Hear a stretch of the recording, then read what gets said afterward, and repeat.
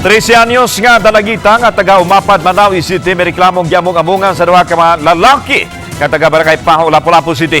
Pinangop sa barangay ang amahan ug igsoon sa menor de edad nga biktima nga unang ginahong gitago sa usa ka panimay sa Manggahan, Barangay Paho.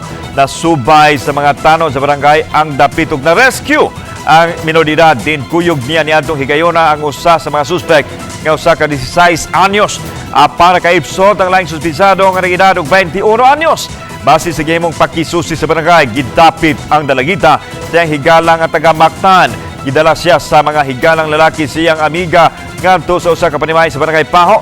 Then dito gipainom siya hangtod nga nahubog o gitabangan sa pag-among-among.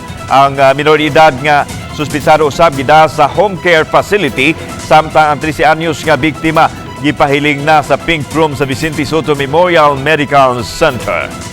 Mo na nga akong karon akong ipakuha ng mga tanod kung pwede pasuro ito sa mga area-area kung asa to nitago. Kaya ang advice sa police nga dapat sikupon na jud within 24 hours.